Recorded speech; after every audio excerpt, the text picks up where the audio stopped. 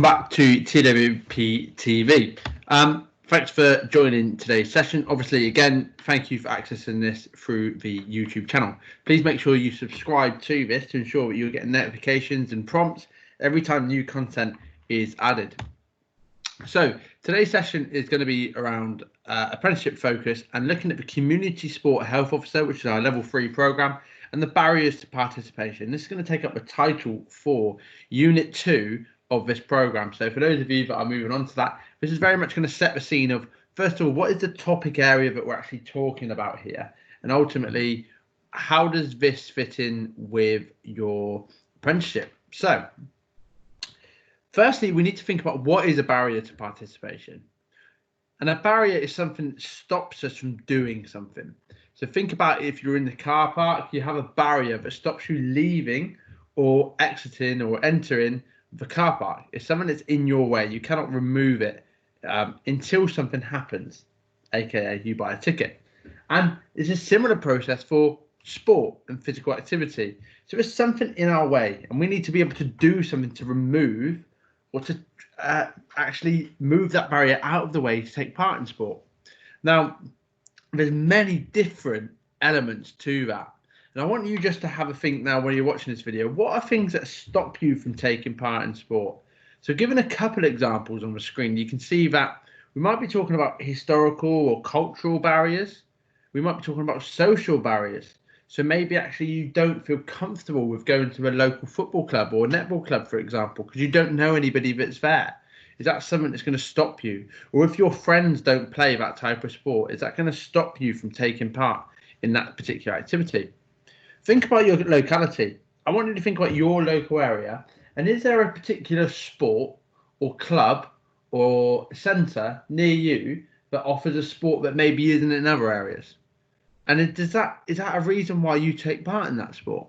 Think about if you had a velodrome, for example, in your local area. Would you be more into cycling, for example?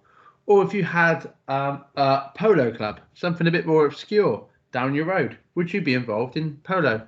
Or are you not involved with that because of X, Y, and Z reasons? And actually, your locality can be big influence on your participation in sports. So if you are growing up in a rural area with limited public transport from village to village, can you actually get to the places you need to go?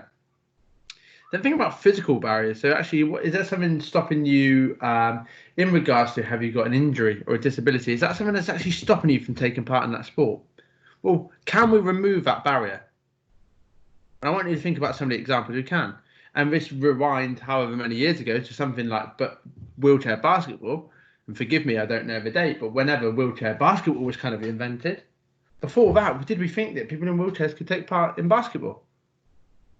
I don't know, but I'm speculating. Actually, they can more than easily, for example. And is there more issues like that actually we just haven't identified the way how to remove that barrier yet? And I think we've had a lot of videos on here talking about steps and inclusive delivery masterclasses. And actually, there's a lot we can do to break down an awful lot of physical barriers. And we have a really big barrier in front of us today. So COVID-19 has stopped us from being able to leave the house. It's stopped us from being able to go to a gym, to be able to train at our local football club, netball club, basketball club, whatever it might be. This is a huge barrier.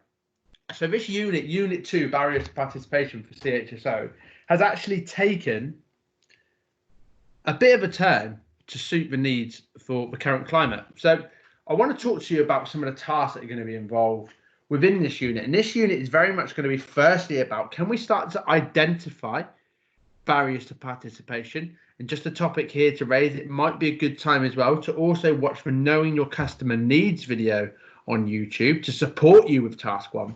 But think about how are you going to understand the needs? So within your task 1 on one file, you're going to have some resources on there as well. So watching this video, of course, is part of that.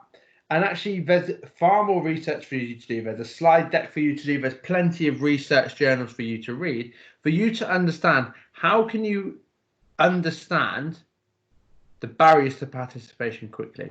And what we want you to do is actually to survey a group of participants. Now, Normally or pre-COVID-19, this might have been to survey people who are at schools or local community clubs, but actually it might be now, but you're going to change your style a little bit, which is going to be really interesting to see how you create a program for potentially your family or friends that you're living with.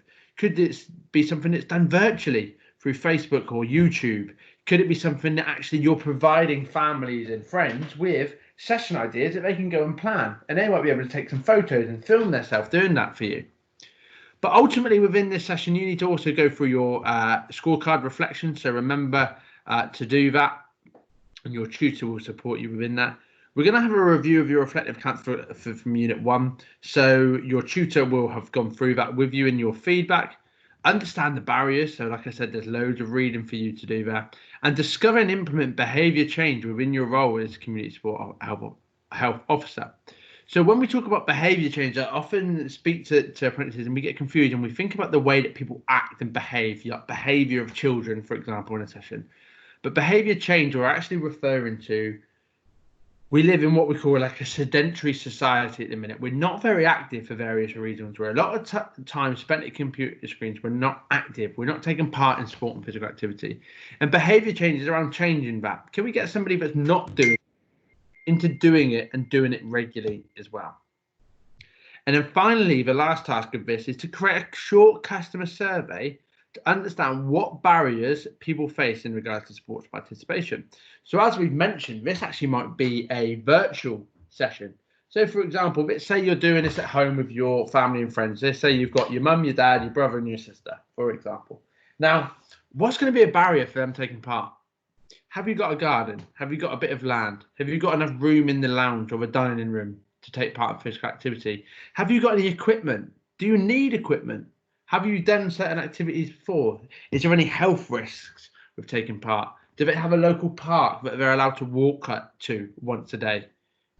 So you need to start finding out some of this information to think about, first of all, what is the situation of my participants and what do I need to do to cover and eradicate those barriers? So task 2 is going to be looking at, again, is that research part. So I want you to read the handouts here and watch the videos that are linked in there to help you to understand the barriers that affect sports participation.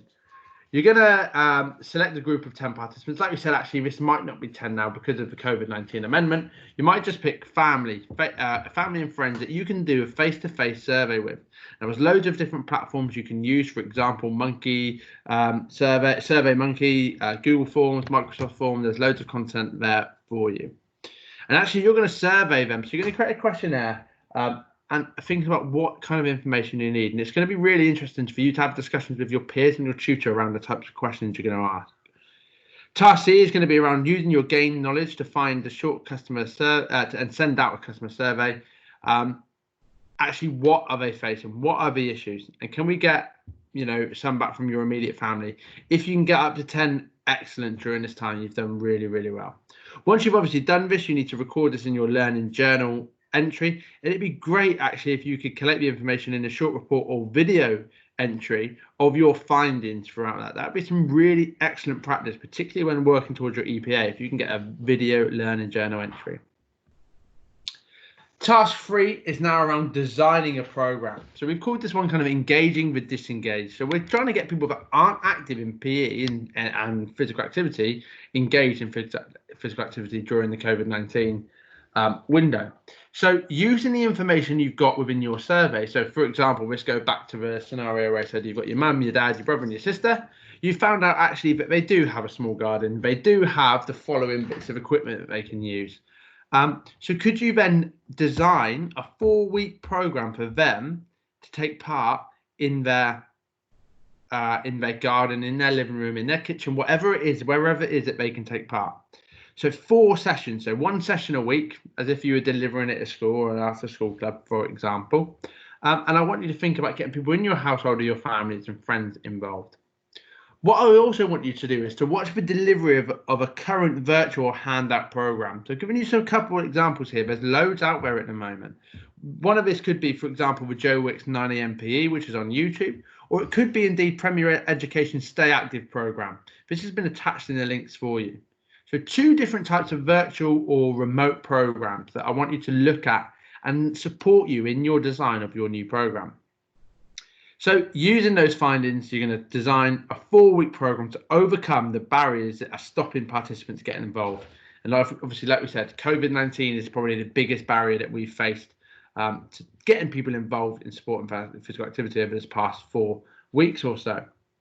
So on completion of this task, please upload your 4-week session plan to your learning journal and comment on the knowledge, skills and behaviours you've gained from that task. Task 8 is our following activity. So this is actually skipping through a little bit because a lot of the tasks in between that are going to be linked to your actual delivery and review of the previous programs. So task 8 is slightly different. We're looking at positive behavior change management in the community. So actually, what we'd like you to do is have a meeting with a peer, a colleague, a line manager, whoever it might be a tutor. And can you do that virtually? So can you do that through, for example, Microsoft Teams, Google Hangout, Zoom, and have a discussion around how can you change the behavior and how can you get people active within your community. So what we've put down here is we've given you a handout to read again. It's all around the 6 stages of behavior change. It's going to be really important information that you understand that for your role.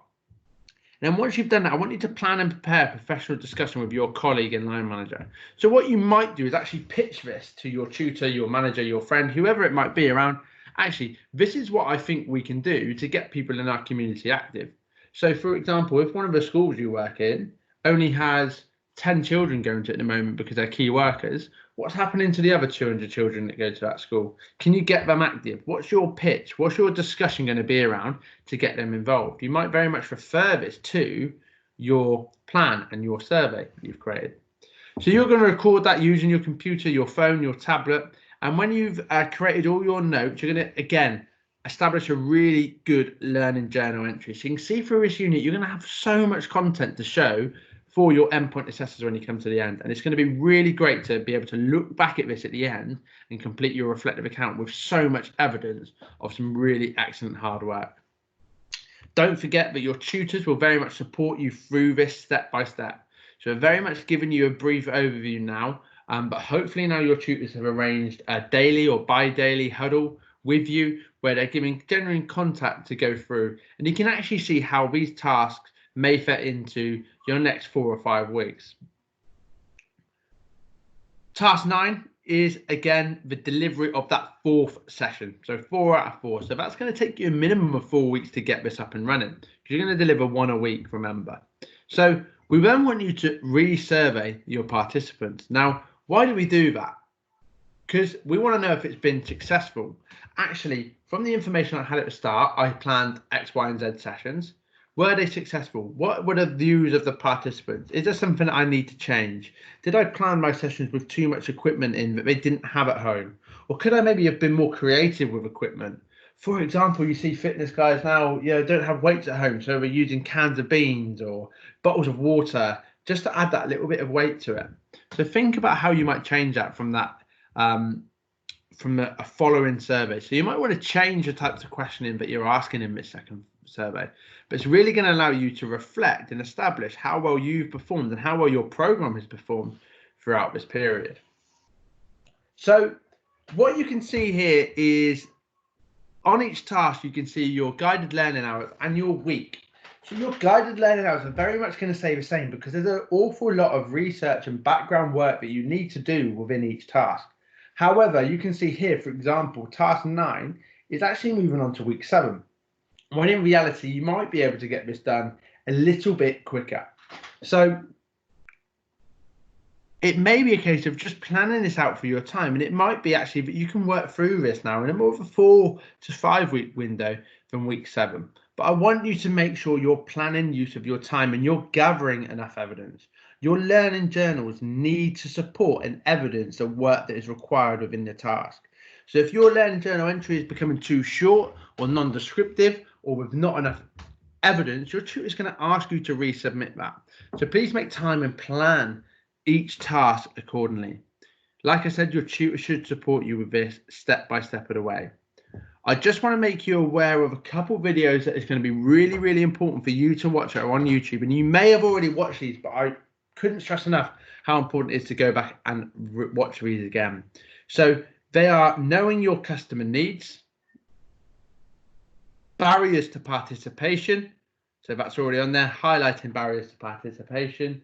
And I'm sure there'll be many more that you can identify as well.